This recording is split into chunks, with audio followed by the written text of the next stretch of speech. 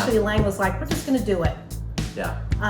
It's not going to be perfect. It's not going to, we just sort of thought, at some point, you just got to jump in the pool. You just got to get in the pool, get wet. Yeah. Go for, it's going to be cold at first, but you go for the plunge, and then eventually you're swimming around and doing just fine. And I'm gonna fight like a champ, not a wannabe. Live like the dream is all that I can see. Welcome. This is the official launch of the Dream Restoration Show Conversations. Yep. Or let me just say this, Lang, it's really kind of a relaunch, isn't it? Yes. So just give you just a little bit of a little background about kind of how this came about. We've talked about doing this for a really long time. Yeah. And we've made attempts and didn't really kind of gel or come together. And so one day we just said, we need to do this. Actually, Lang was like, we're just going to do it. Yeah.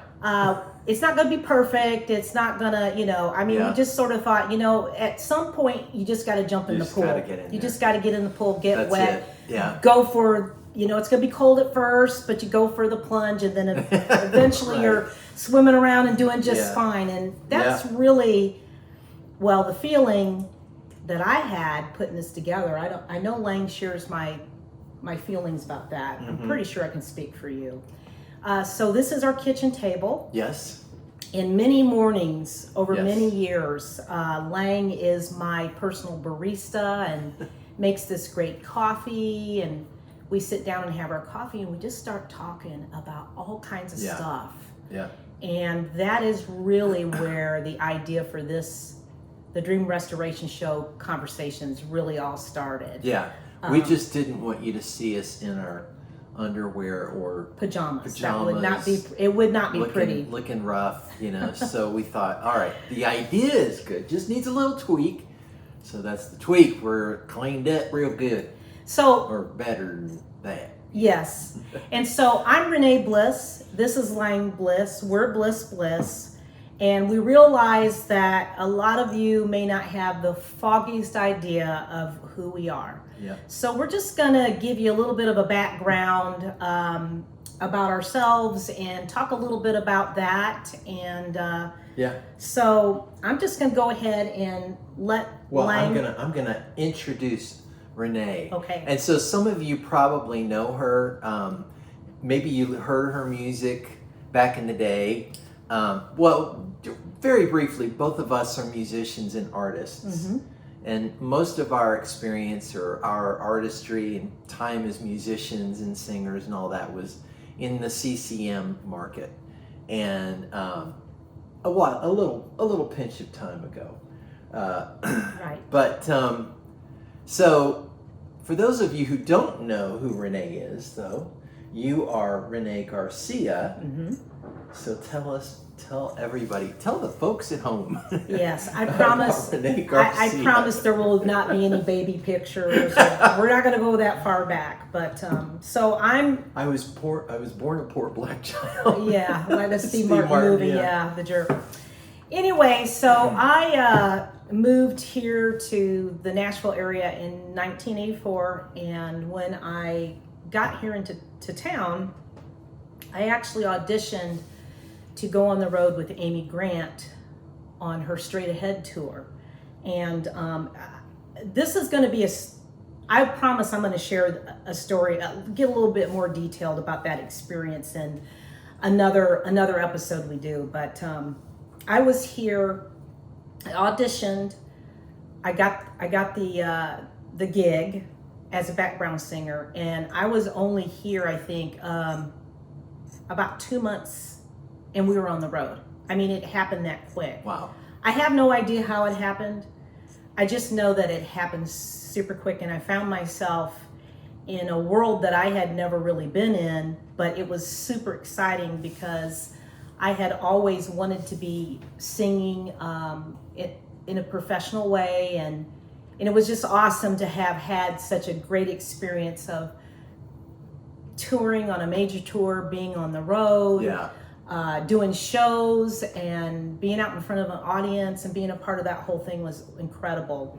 And because of that experience, I ended up getting signed to a record deal with Reunion Records, and I did 2 records on that label and started touring as a solo artist, just doing gigs kind of in the United States, and actually went other places too. I went overseas, went to Mexico. I mean, I got to travel and do some pretty amazing things. And so what were some of your hits that people would oh know? yeah, If they were fans, they might know, but if you weren't, here you go. So my first record was called Living in the Vertical, and I had a song off of there called The Bounce, and a song called Deepest Love. Give just a pinch of that, The Bounce. I don't really want to. Okay. I have got the bounce. There you go. All right. That's it. I should tell you a little bit about the history of that, because once again, this was just an incredible, I couldn't have planned this. I mean, this was just like, wow. So on my first record, I had the wonderful opportunity of being able to have my record produced by Chris Eaton. Yeah. And I recorded in England, and it was incredible. I loved it over there. The musicians on that record were awesome. It was just a great experience to be able to record overseas in England. And so anyway, that was that record. And then I did a second record called Different World. And that was recorded partially over in England, and some was here in the States. Yeah. And I had a song on that record called Perfection. And Perfection was, the video was it number 2? Number 1? Number 1? So I did a video, and the video went number 1, and I think it was a number 2 single. Yeah. On a CCM radio, whatever. Yeah. CHR. It starts to get confusing, all the little shortened, words, but. And also, were you going to say Jerusalem? Yes, there was a song called Jerusalem as well. And that's got a cool video. Yeah, so we did that I did that as a solo artist. In the meantime, I met Lang in 1984. We ended up getting married. No, it was 85. We ended up getting married in 86, and we've been making music together pretty much at least since... probably 94 was when we signed a record deal with REX. Yeah. So that's a little bit of my history, and I didn't get too detailed because there'll be some things later on as you, I hope, continue to join us as we kind of talk about some of these different things. And so I'm going to let Lang give you a little bit of background about his music and CCM. Yeah, so I was invited by some old friends from a company that I was on the road with straight out of high school. And that company, we toured, I toured about 4 years all around the United States, Canada, and I actually toured in Australia and Hawaii as well. And a couple of friends who were in that company, this is just crazy stuff, but they were good friends of hers before we ever met. Mm-hmm. And they said, dude, you need to, they actually asked me to audition for a Christian artist when I was still living in California. And it didn't end up working out because that artist changed their mind about using, getting a new band. There was kind of a process. They were trying to get a new band, but they didn't. And so, but they said, dude, you just need to move to Nashville. You could get tons of work here. And I was in that place of really wanting to pursue music, full time and professionally. And so I moved here working for Federal Express. And I was working Federal Express, and Renee was on the road while we were dating. And the first gig that I got, I think, was playing with Rich Mullins. And Rich, we became good friends, and I played with Rich for a while. Anyway, got into that, started playing for different artists, Jeff Moore in the Distance, and Margaret Becker and Rakua, and I was band leader for First Call, and on the Amy, when she was off the road with Amy Grant, I was in the band that was opening for Amy on one of the It was Lead Me On Tour, I think. It was You were with... it was called the Summer Fun Tour, but it was the Lead Me On Tour. Right, yeah. But anyway, so that's kind of some of my drumming history, and played for some country artists, and have loved playing with a lot of praise and worship artists. And so anyway, we realized once we got married that if we kind of, like she would go on the road on Tuesday, and I would leave on Thursday, and then she'd get back on Sunday, and I get back on Monday, you know. It was like, and we were playing this, like, you know, hopscotch kind of thing. It was a pretty crazy time. And we just thought, you know, this is not going to work long term. No, we really for didn't. our marriage. Well, we just didn't want it to. I mean, we just didn't want it to. Yeah. We wanted to really... We wanted to be together. Yeah. And a lot of what, for us at least, and we'll get past all of this, but a lot of what we realized is that we had a lot of common likes in terms of music. Right. And I came from a prog kind of music, rock background, and she kind of came from Motown and R&B, and in the 80s, in the early 90s, there was a lot of really kind of cool music coming together in kind of mutts of styles. Right. And there was a great artist, there was an artist, he's still around, he does amazing stuff, named Seal, who was like this perfect blend of like some prog influences and dance and R&B, and all at the same time. We still are huge fans. Yeah, and so when Lang's mentioning that, we ended up getting signed as a duo, and with REX. Yeah, and we weren't sure what we were going to be called. They actually, didn't they come up with the name BlissBliss? I think we were going to try to go for Bliss, but anyway. Yeah, we ended up with BlissBliss, and so from that point on and up until now, we had a number one, right? The first number one for the label at that time. It was a song called "Fight for Peace," and then the label went under. Lots of things went crazy wrong. That's another story, which rolls into this whole thing we're talking about redeeming time and reviving dreams. Because not everything works the first time, you know? Wouldn't it be great, though? Wouldn't it be, you always, when you see a map, it's like it shows you, hey, here's point A, here's point B. Yeah. They don't show you all of the going around the mountain 16 times, down through the valley, around the corner, through an alley, get back onto the highway, of life. Yeah. And it's never really a straight line. Yeah. Ever. But, so we just kept at it independently, recorded a second record called Life So Far. We just released that ourselves, and everything we've kind of done has been that way. And so a good friend of Renee's from back in the day, an LP Vargas, who was an enormous help to us and supporter. He had always wanted to get Renee's Christian records brought into the dance world, and so through him, this is crazy. It's got to be like 7-8 years now. We've been working with LP, and he has taken our music, the BlissBliss songs, and had them remixed by guys like Hex Hector, Bimbo Jones, Dave Auday, just some like world-class DJs and remixers. And so if you followed us at all, you've seen kind of remix versions of our songs released onto Spotify and YouTube and different places. But big thanks to LP for his support and helping us do that, and other things as well. But that's kind of the nutshell of who we are, maybe, and where we are now. Yeah, I hope we did a good job of that. That's a little, it's kind of like, okay, I don't want to share too much. Yeah. Here's our baby pictures. Right.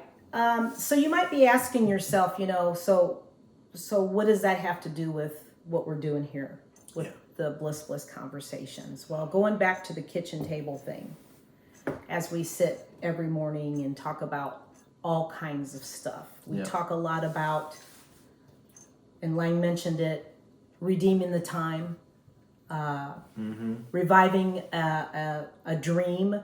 We've been at this for a really long time, and there's been a lot of ups and downs in just the pursuit of what's on your heart to do. Yeah. Your purpose, your calling, that thing that's just inside of you. It's like you feel like, I really want to do this. But we all run into those challenges that come up, and they can be, just pick your challenge. It's always something. It's time, it's finances, it's maybe you've run into, unexpected things that just kind of come out of nowhere and just kind of sidetrack you. And it's really easy to get sort of beat down by that stuff and just kind of put take your dream, put it on the shelf and say, well, I'll get to that another day. Well, we hope today is a day that you dust that thing off. Yeah. And come along with us, and we'll talk about these kind of things. We talk about second chances.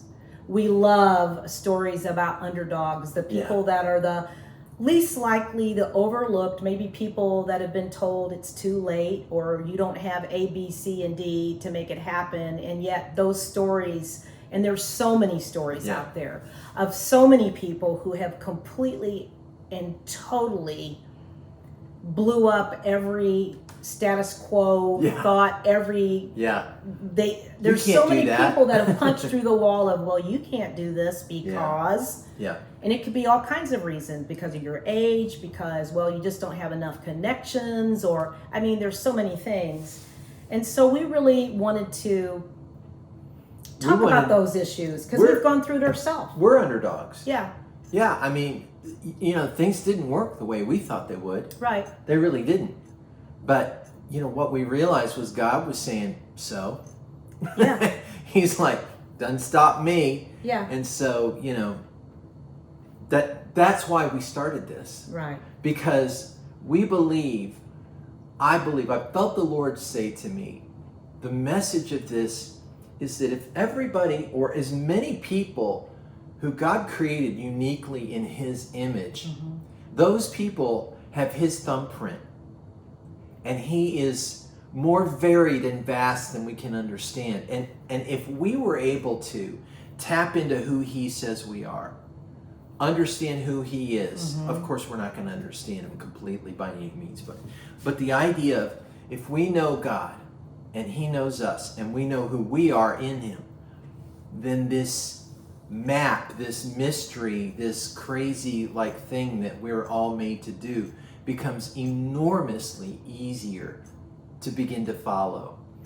And when that is seen, can you imagine billions, millions and millions and millions, maybe billions of people actually living out who God designed them to be in terms of what they're made to do, their giftings, their callings, their talents, their abilities?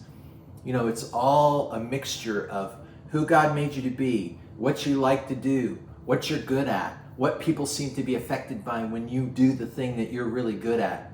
And so that's what this is really all about, helping you to find those things. And our goal is to walk in the things that we've been called to, and some of that involves this. Right. So as we're in the pursuit of going after it, we're holding down 2 part-time jobs. We've got a couple of grown sons. We have one that's married, and we love that. That's awesome. But we really are passionate about following what we've been made for. And we want to encourage you to follow what you've been made for, what you've been called to, what your purpose is. Yes. And we're really hoping that we can create an atmosphere here where you can connect with fellow travelers going down the road trying to do the same thing. Yeah. And we're here to encourage you to get off the sideline, take that dream off the shelf, dust it off, take that little smoldering wick on the inside that's just kind of smoking, and get that fire burning again. Yeah. And that you'll be encouraged to go for it, to really go for it. Yeah. There's a verse in the New Testament that I believe is a reference to the Old Testament, and it says, a smoldering wick He will not extinguish, and a bruised reed He will not break. And so not only does that speak to God's tenderness, but it also speaks to this idea of restoration. God wants to bring you back into the fullness of what you're made for in His mind, in His plans. Jeremiah 29:11, you probably know that one. For I know the plans that I have for you, says the Lord, and they're plans for your welfare, not for calamity or destruction, to give you a future and a hope. So that kind of is one of our baseline scriptures that talks about what God's plans are for us, not what the world says. Right. Well, I hope you enjoyed kind of getting to know us a little bit today. And we are looking forward to meeting you here at the kitchen table on a regular basis. And we've got videos coming that are going to break into other topics and ideas and subjects that will hopefully you'll have fun listening and chiming in too. Yeah. I hope you'll give some feedback to us and say, hey, I agree, or I think this is different, right. or who knows. And we want to leave you with this. We want you to subscribe. Yes. So that you can get notifications when we're going to be uploading another video. And also, I just want to mention a couple other things. You can follow us on Facebook or Instagram. It's BlissBlissmusic there. Our website is blissbliss.com. The YouTube, just so you have it, is BlissBlissmusic. youtube.com/BlissBlissmusic. So all of our socials are the same thing, and you can find us that way. Right. And if you do go to our website, we do have an email. We're not going to hound you 6 times a day. I mean, there's so many people I can't even figure out how to unsubscribe from some of them. I promise you, we're not them. We are not them. We send out about 1 email a month. And if you are interested in signing up for our email, we totally welcome you to do that. You can do that on our website. Yeah. And what we do is music. So we have a store, a shop, if you want to call it, on our website that has all of our music. We'd love for you to check it out, get some, and we're in the process actually of trying to get ready, get some more songs finished for a new record. Lots of stuff that we'll fill you in on, but it's great to meet you, and we look forward to hanging here with you at the kitchen table and have these conversations about your future, about God's calling, about redeeming the time, reviving your dreams, breaking out of being an underdog and being an overcomer. All right, it's good to see you guys. Have a good one. Until next time. Yep. Bye-bye.